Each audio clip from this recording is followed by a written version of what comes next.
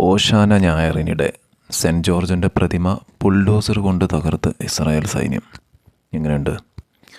എനിക്ക് നിങ്ങളോടൊക്കെ പറയാനുള്ള കാര്യം, അതായത് എനിക്ക് എൻ്റെ സഹോദരന്മാരോട് പറയാനുള്ള കാര്യം എന്താണെന്ന് വെച്ച് കഴിഞ്ഞാൽ, ഇസ്രായേൽ മുസ്ലിങ്ങളുടെ മാത്രം ശത്രുക്കളല്ല. ഇസ്രായേലിയർ കേട്ടോ, ജൂതന്മാർ, അവർ വളരെയധികം തീവ്രമായ ചിന്താഗതികളുള്ള ആളുകളാണ്. അതിൽ കുറച്ച് പേര് നല്ലവരാണ്, ഫലസ്തീനെ രക്ഷിക്കണം എന്നൊക്കെ പറയുന്നുണ്ട്. അപ്പോൾ ഇവിടെ ഉണ്ടായിട്ടുള്ളൊരു സംഭവം എന്താണെന്ന് വെച്ച് കഴിഞ്ഞാൽ, ബെയ്റൂത്ത് എന്ന് പറയുന്ന സ്ഥലത്ത് ക്രിസ്തീയ വിശുദ്ധനായ സെൻറ്റ് ജോർജിൻ്റെ പ്രതിമ ഓശാന ഞായർ ദിവസം തകർത്ത ഇസ്രായേൽ സൈന്യം. അപ്പോൾ തെക്കൻ ലബനാനിലെ നബാത്തിയ ഗവർണറേറ്റിലെ യാറൂൺ നഗരത്തിലെ ഉള്ള പ്രതിമയാണ് തകർത്തത്. അപ്പോൾ ബുൾഡോസർ ഉപയോഗിച്ച് പ്രതിമ തകർക്കുന്നതിൻ്റെ video Lebanese national news agency പുറത്തുവിട്ടിട്ടുണ്ട്. അപ്പോൾ വെടിനിർത്തൽ കരാറിൻ്റെയും മതപരമായ അവകാശങ്ങളുടെ ലംഘനമാണിതെന്ന് വിമർശനം ഉയർന്നിട്ടുണ്ട്. സത്യം പറഞ്ഞു കഴിഞ്ഞാൽ ഖുർആനിൽ 1400 വർഷങ്ങൾക്ക് മുമ്പ് പറഞ്ഞിട്ടുണ്ട്, അവർ കരാർ ലംഘിക്കുന്നവരാണ്. കരാർ എന്ന് പറഞ്ഞ അറബി പദമാണ് കരാർ.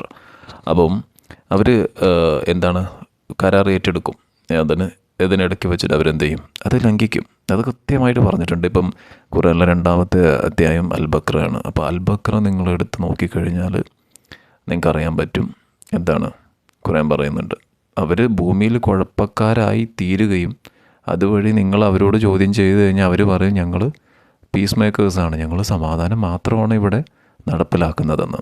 ഇതാണ് ഇവരുടെ പ്രശ്നം. അപ്പോൾ ഓശാന ദിവസം അധിനിവേശ ജെറുസലേമിലേക്ക് വന്ന ഫലസ്തീൻ ക്രിസ്ത്യാനികളെ ഇസ്രായേൽ തടഞ്ഞതിൻ്റെ ഒക്കെ വലിയ പ്രതിഷേധമാണ് ഉയരുന്നത്. അപ്പോൾ അധിനിവേശ വെസ്റ്റ് ബാങ്കിൽ നിന്നുള്ള വിശ്വാസികളെയാണ് തടഞ്ഞത്. ഇസ്രായേൽ നടപടിയെ ഹമാസ് അപലപിച്ചു.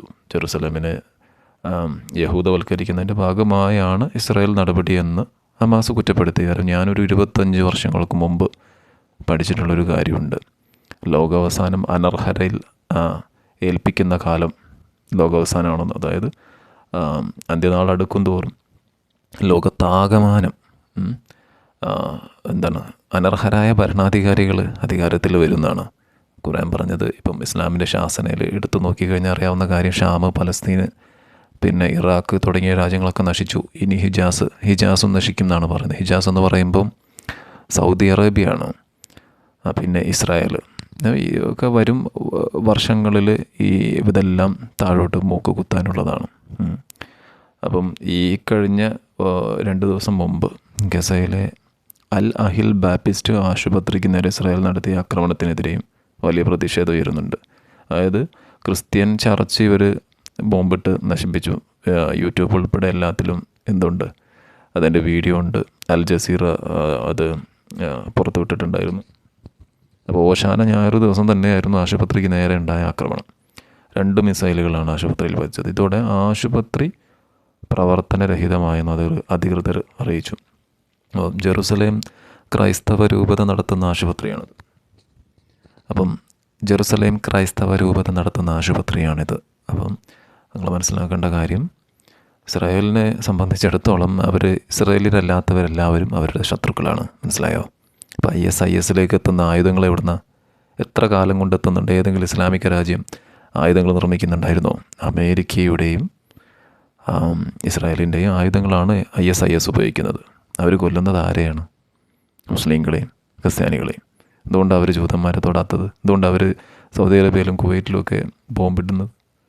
അപ്പം അതിനെ സംബന്ധിച്ച് നമുക്കൊരു വീഡിയോ നെക്സ്റ്റ് ടൈമിൽ ചെയ്യാം.